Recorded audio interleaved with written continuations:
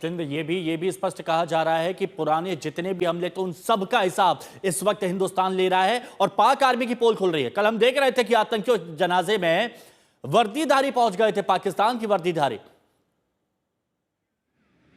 हिमांशु, लगातार पाकिस्तानी खुफिया agency ISI और पाक आर्मी का सीधा संपर्क जो है वो इन आतंकवादियों से रहा है। हमने कई बार देखा कि पाक अधिकृत कश्मीर में जो आतंकी कैंप चलते हैं वहां पर जो पाकिस्तान की आर्मी एसएसजी से जुड़े हुए जो लोग हैं वो आकर के इन आतंकवादियों को ट्रेनिंग देते हैं। अभी पहलगाम में जो हमला हुआ है उसमें एक आतंकी जो मूसा है जो कि पाकिस्तान में पाक अधिकृत कश्मीर में ट्रेंड हुआ है और उसके बारे में पता चलता है कि उसको भी पाकिस्तान की आर्मी की एसएसजी की ट्रेनिंग मिली हुई। तो ऐसे खतरनाक जो मंसूबे आतंकवादियों के वो पाकिस्तान की आर्मी और उसकी खुफिया एजेंसी आईएसआई पालता है। यही वजह है कि जब मौलाना मसूद ये असगर जो है उसके ऊपर जब सीधे अटैक हुआ तो उसको वहां पर जब गंभीर रूप से घायल हुआ तो उसको पाकिस्तान की आर्मी और पाकिस्तान की खुफिया एजेंसी आईएसआई पाकिस्तान का जो मिलिट्री हॉस्पिटल है वहां पर उसको ले जाया गया है और वहां उसका इलाज करा रहे हैं। लेकिन ये पता चल रहा है कि काफी गंभीर हालत में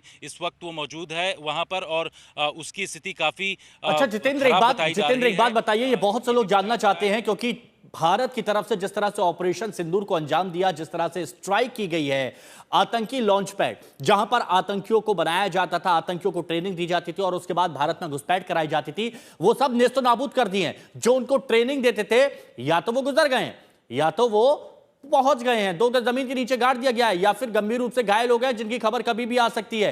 तो ये माना जाए कि आतंकवाद की कमर तोड़ने के बाद अब ये ताबूत में आखिरी कील होगी अगर ऑपरेशन सिंदूर 2.0 होता है तो।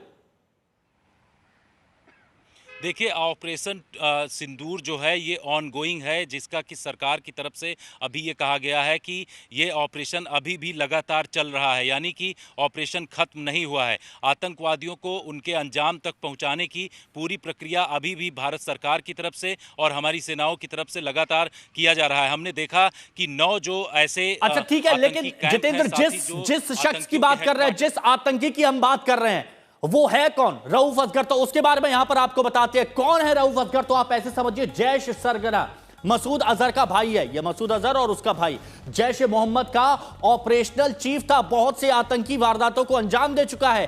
IC-814 कंधार हाईजैक जो कि नेपाल से उड़ा था दिल्ली के लिए, उसको हाईजैक किया गया था और इसके साथ ही 24 दिसंबर 1999 को विमान को अपहरण किया गया था, हाईजैक किया गया था। काठमांडू से दिल्ली आते वक्त इसका अपहरण हुआ था और सबसे बड़ी बात, जैश सरगना मसूद अजहर को यह बहुत करारा झटका लगा है। मसूद अजहर का भाई जो उसके लिए प्लेन को हाईजैक करता है, उसको छुड़वाने के लिए आज वो अपनी अंतिम सांसें गिन रहा है। IC-814 कंधार हाईजैक का मास्टरमाइंड आज अपनी अंतिम सांसें गिन रहा है। और यह क्यों हुआ? यह हुआ ऑपरेशन सिंदूर की वजह से, जहां आतंकी लॉन्च पैड, आतंकी ठिकाने, आतंकियों को ट्रेन करने वाले हर उस जगह को ध्वस्त कर दिया गया जहां पर आतंकियों को पनाह दी जाती थी।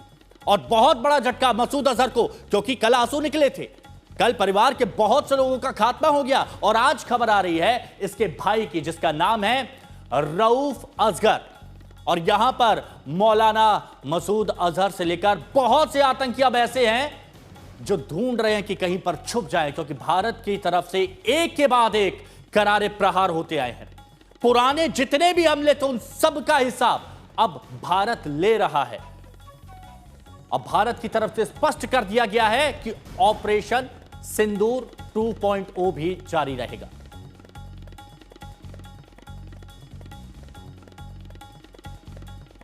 तो एक के बाद एक कड़ा प्रहार किया जा रहा है भारत की तरफ से और पाकिस्तान बौखलाया हुआ है। आतंकियों की कमर टूट गई है और अब उनके ताबूत में आखिरी कील ठोकना बाकी है, जिसके लिए भारत ने कमर कस ली है।